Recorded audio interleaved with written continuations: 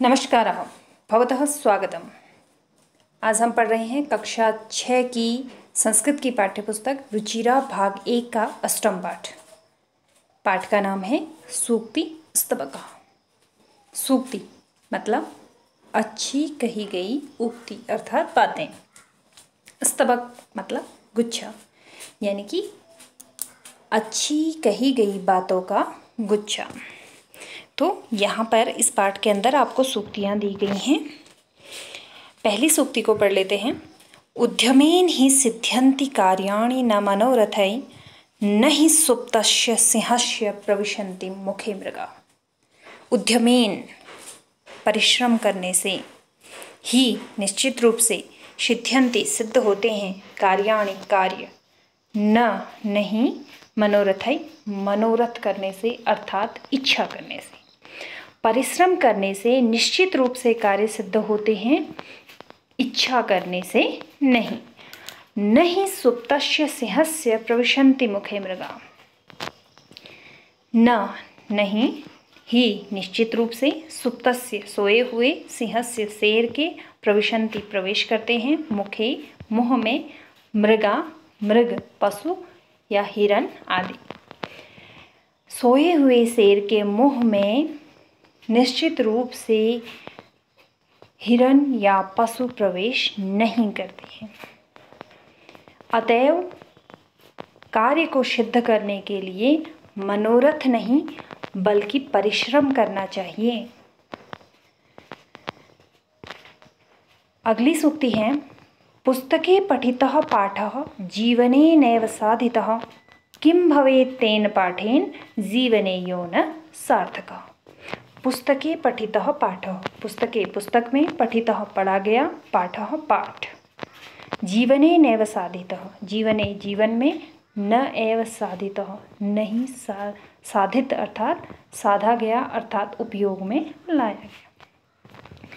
पुस्तक में पढ़ा गया पाठ यदि जीवन में साधा नहीं गया अर्थात उपयोग में नहीं लाया गया।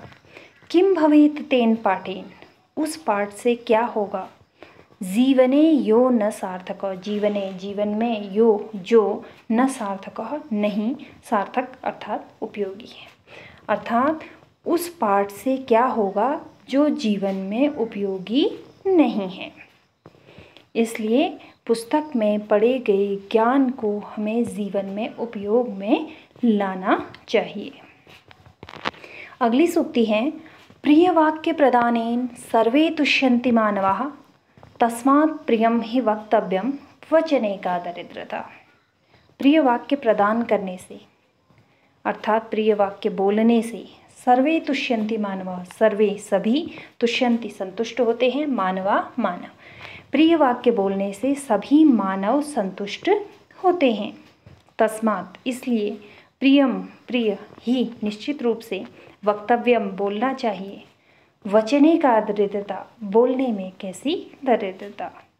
अर्थात प्रिय वाक्य बोलने से सभी मानव संतुष्ट होते हैं, इसलिए निश्चित रूप से प्रिय ही बोलना चाहिए, बोलने में कैसी दरिद्रता।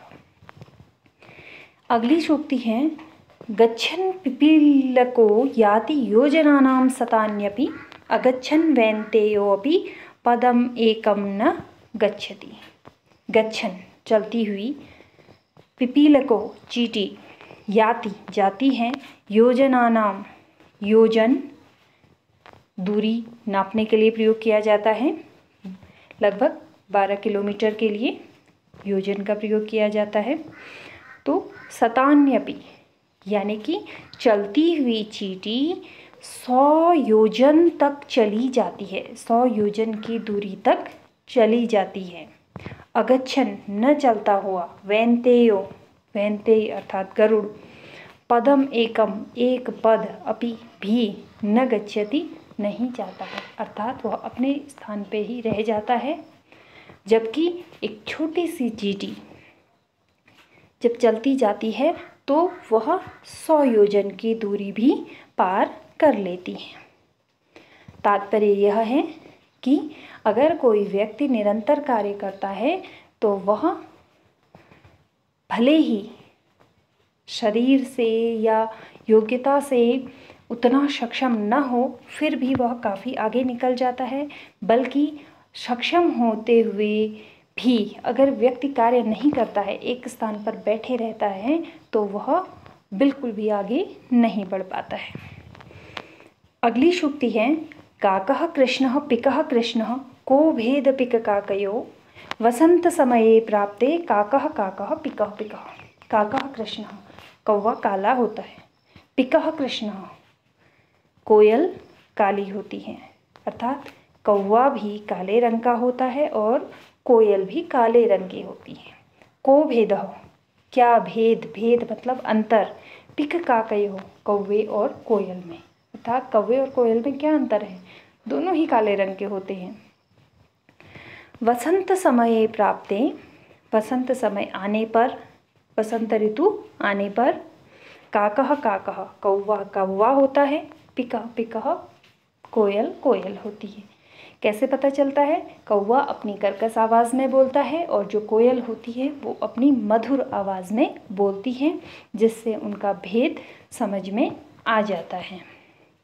आशा है आपको भाव समझ में आया होगा। धन्यवाद।